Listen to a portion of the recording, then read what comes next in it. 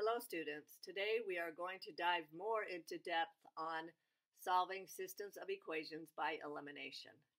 We still have the same 4 steps to solving these systems of equation by elimination. These are a little bit more difficult and challenging problems, but you can do it. Again, the 4 steps. 1. Pick a variable, either x or y. 2. Use algebraic properties to eliminate the selected variables. And that would mean multiplying a whole equation by a certain number. Add the 2 equations together and solve for the remaining variable.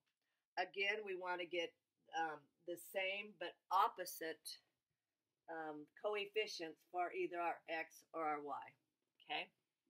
So if I look at these two, I can say, you know what?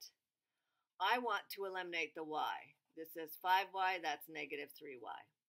Now the lowest common multiple is going to be 15 for those 2 numbers. So in order to get 15y here, I'm going to multiply the top one by 5.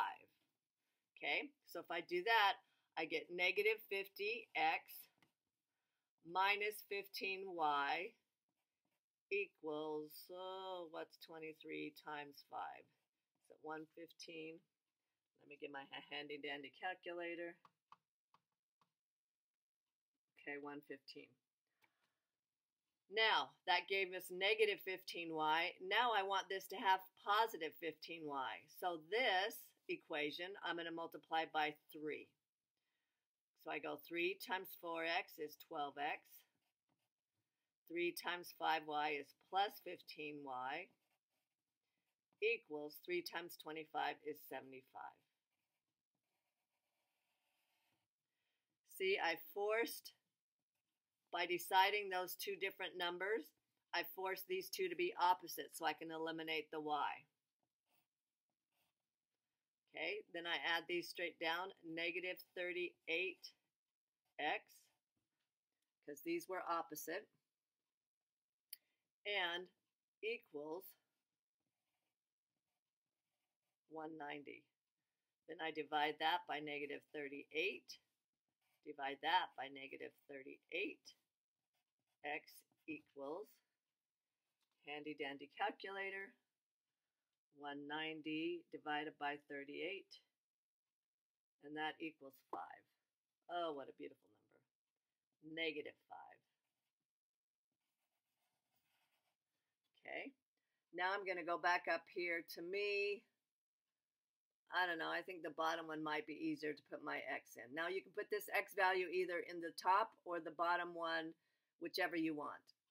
I think the bottom one's going to be slightly easier, so then I'm going to go 4 times negative 5. And again, I'm substituting this x for negative 5 plus 5y equals 25. So this is negative 20 plus 5y equals 25. And then I'm going to add 20.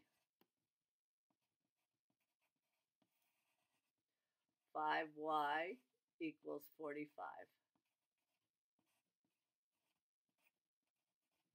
And y equals 9.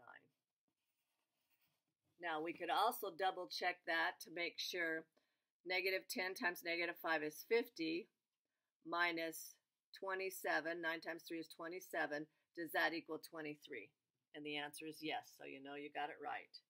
So again, we put it in ordered pair form, negative 5, comma 9.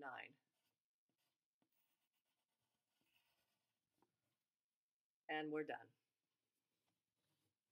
Okay? All right. Now, let's go on and do number 2. And again, we've got to multiply both of them. To me, the 20 and the 8, that's getting pretty high up there to try and find the least common multiple. Probably you'd have to get 40 for that. So instead of that, I'm going to multiply the top one by 5. And that would give me 10x. And then the second one I'm going to multiply by 2. And that would give me a negative 10x. And then I'm going to multiply it out. Get my x's so they're the same number but opposites, so it gets rid of an x, and then solve for y. Okay? So I'm going to multiply the top one, 10x plus 40y equals 30. Okay, so making sure I multiplied that correctly. Then the bottom one, and you got to make sure you multiply every term by that, even the answer over there by 5. This one, every term is going to be multiplied by 2. So then I get negative 10x minus 40y equals negative 30. Okay, so if I get 10x minus 10x, that goes to 0. 40y minus 40y, that goes to 0. 30 minus 30, that goes to 0. Oh, I've just eliminated everything. 0 equals 0. Now, what happens when we get rid of all the variables? Okay, whatever's left, does that make a true statement or a false statement? Since this one makes a true statement, I'll write it down here and put it back. Do you remember what happened when it was a true statement before, when we were just solving equations? And if you said, yes, Miss Rupert, I know that it's infinitely many solutions, then you're correct. And I forgot the word many. So again, it's true, but the true answer is infinitely many solutions.